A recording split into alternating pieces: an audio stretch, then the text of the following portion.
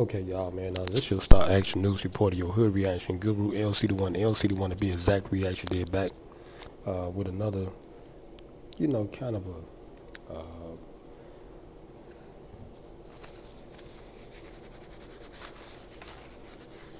hypothesis. Okay, this is a hypothesis, and we gonna say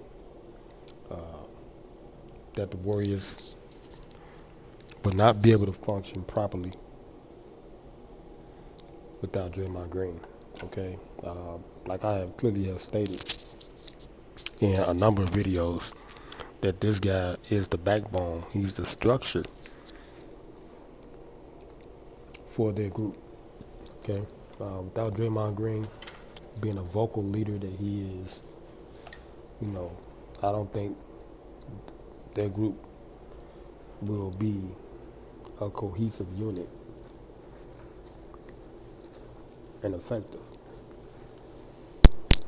Okay, without him being a part of that situation. And they keep saying Draymond Green has a 27.5 or 6 million player option. Okay, who's going to pick that up? Okay, it shouldn't be no brainer. I think the Warriors should go ahead and do what they got to do, man, because they know this is their core group. They started with. They have been the most successful with this group, and I think if they let this opportunity slip, they won't have another chance of winning the NBA title, no matter who they bring in there, Giannis or whoever they thinking about bringing there. Without Draymond Green, it's a wrap pretty much. Because it's like this, man. Like I said, when you get a certain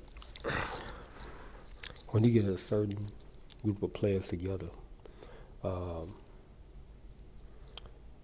and they click, like instantly, you know, uh, and they become so successful fast that it's kind of hard, man, to replicate, you know, that success if somebody is missing. You know, same thing when Michael Jordan left the Bulls after '91. Of course, the group changed. Okay, he came back. There was no Bill Cartwright, no John Paxson, uh,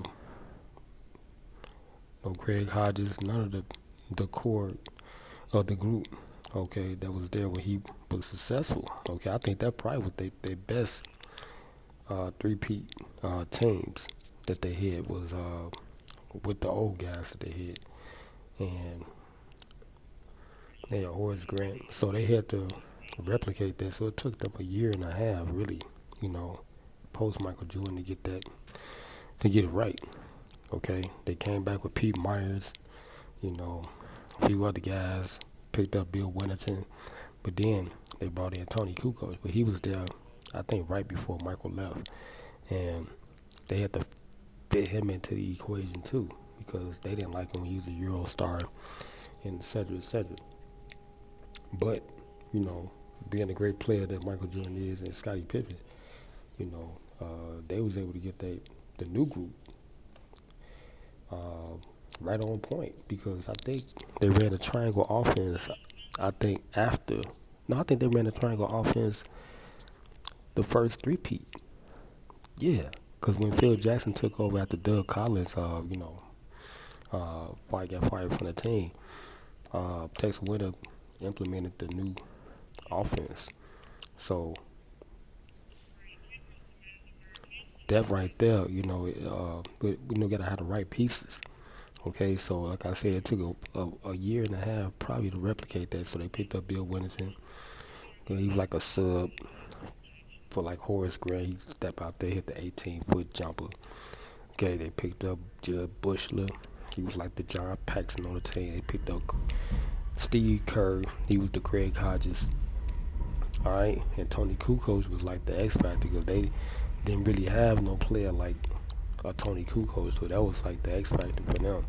Then they picked up Dennis Rodman. Okay, they grabbed the rebounds. I think Charles Oakley wasn't on the team with them, but I forget who the big was that was down there grabbing rebounds with Bill Cartwright. I got look, but y'all know what I'm saying though. I think it was Brian Williams or something like that. Um, but anyway, like I said, it took him a while to replicate, and they was successful fast, because of Michael Jordan, Scottie Pippen. So same thing, like if Draymond Green is not with this group, who they gonna bring in, man, that could do what he do? And I watched him in the Rico Hines scrimmage last summer. Okay, I hope he do it this summer too. He gave them boys some good words, good wise words of wisdom. He was basically putting it on the wood for him, letting them know what's happening. Like he was cussing at them and everything, man. That was the first time I was seeing somebody that vocal.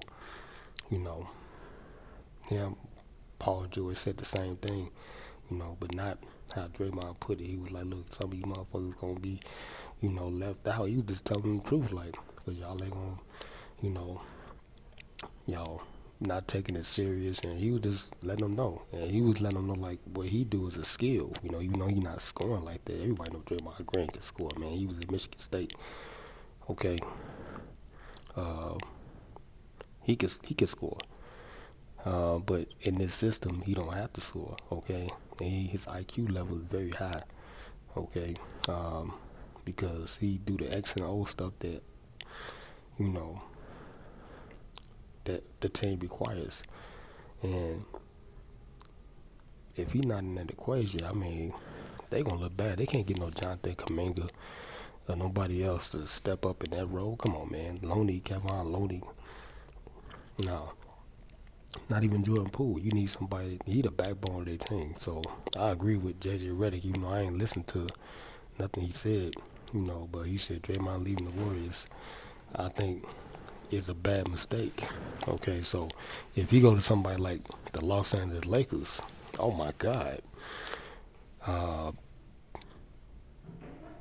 that's kind of like having Ron Artest on the team. You know what I'm saying? Or something like that with Kobe Bryant, and that's LeBron James with Draymond Green and the rest of the group they got.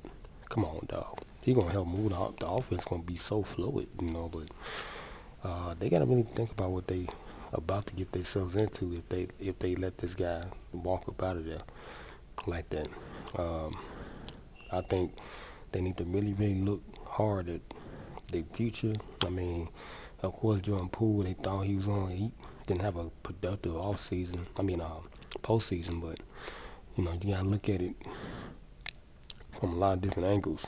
And see how you can maximize your potential for your ball club. So, yeah, man, this is gonna be something. This is gonna be really interesting. Um, but we gonna stay tuned, man, because it has just begun. Okay, and then we got Victor Wembanyama. Everybody talking about where he possibly could go. Everybody know the Spurs got the number one pick, so of course they gonna pick him. Then they talking about trades, possibly Zion Williamson maybe going to San Antonio, and they was talking about that, so we gonna talk about that too. Then Damian Lillard, they talking about him joining the Heat. That may be a good thing. I'm telling you that I think that'll be a great thing, really. Uh, uh, Hold on, I'm just getting my titles together because this is next. I'm talking about Damian Lillard next. On Heat, adding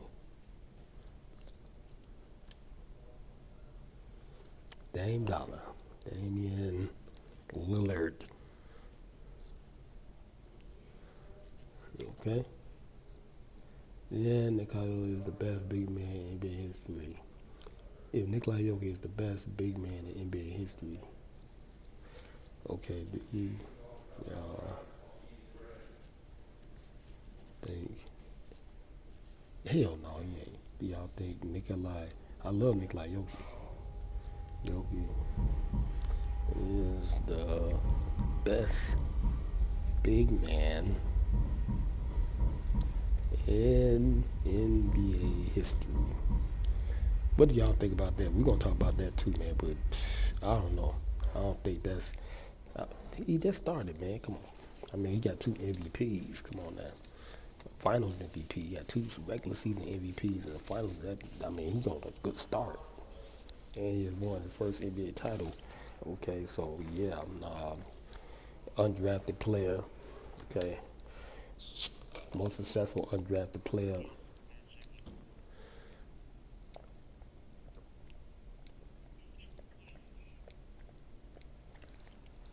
My God. Ooh, Pepsi. Anyway, I gotta get up out of here. I'm gonna holler at y'all later, man. She'll start asking me to support your reaction guru. LCDAONE to be exact. You have to make sure y'all like, share, comment, subscribe. And make sure y'all turn on post notification bell buttons on both channels, LCDAONE and LCDAONE React. It's like a content 24/7, 365, and 366 in the mother leap year. Okay? Like I was at church, remember, we're gonna come back and talk about a lot of stuff later on. So make sure y'all stay tuned like in that tune. Y'all keep it tuned like what? Nicholas between my mouth, y'all later church now. You dig?